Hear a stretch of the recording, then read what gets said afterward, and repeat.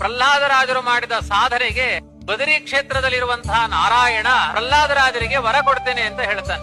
ನಿಮಗೇನು ವರ ಬೇಕು ಕೇಳಿ. ನರಸಿಂಹ ಬಂದಾಗ ವರಗಳನ್ನ ಕೇಳಲಿಲ್ಲ ಪ್ರಹ್ಲಾದರಾಜರು, ಆದರೆ ನಾರಾಯಣನ ಬಳಿ ಹೋದಾಗ ವರವನ್ನ ಕೇಳಿದ್ದಾರೆ ಎನ್ನುತ್ತೆ ಪುರಾಣ. ಏನು ವರವನ್ನ ಕೇಳಿದ್ರು? ಮುಂದೆ ಘೋರವಾದ ಕಲಿಯುಗ, ಯಾರ ಮನಸ್ಸು ಕೂಡ ಅವರ ನಿಯಂತ್ರಣದಲ್ಲಿ ಇರೋದಿಲ್ಲ. ಎಲ್ಲರೂ ಕೂಡ ತುಂಬಾ ಅಸತ್ಕರ್ಮಗಳಲ್ಲಿ ಆಸಕ್ತರಾಗಿರ್ತಾರೆ.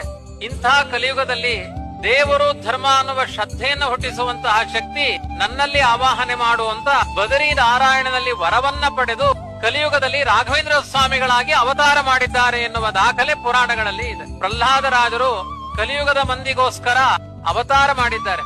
ನಾವೆಲ್ಲ ಹುಟ್ಟುವುದು ನಮ್ಮ ಬದುಕಿಗಾಗಿ, ಆದರೆ ರಾಘವೇಂದ್ರ ಸ್ವಾಮಿಗಳ ಅವತಾರ ಮಾಡಿದ್ದು ನಮ್ಮೆಲ್ಲರ ಬದುಕಿಗಾಗಿ ಹೊರತು ಅವರ ಬದುಕಿಗಾಗಿ ಅಲ್ಲ. ಬದುಕನ್ನೇ ಭಗವಂತನಿಗೆ ಸಮರ್ಪಣೆ ಮಾಡಿದ ಒಂದು ಪವಿತ್ರವಾದ ವ್ಯಕ್ತಿತ್ವ ರಾಘವೇಂದ್ರ ಸ್ವಾಮಿಗಳದ್ದು. ಪ್ರಹ್ಲಾದರಾಜರು ಮಾಡಿದ ಸಾಧನೆಗೆ ಬದರಿ ಕ್ಷೇತ್ರದಲ್ಲಿರುವಂತಹ ನಾರಾಯಣ ಪ್ರಹ್ಲಾದರಾಜರಿಗೆ ವರ ಕೊಡ್ತೇನೆ ಅಂತ ಹೇಳ್ತಾನೆ.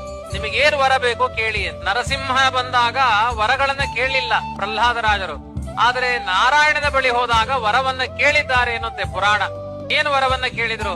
ಮುಂದೆ ಘೋರವಾದ ಕಲಿಯುಗ, ಯಾರ ಮನಸ್ಸು ಕೂಡ ಅವರ ನಿಯಂತ್ರಣದಲ್ಲಿ ಇರೋದಿಲ್ಲ.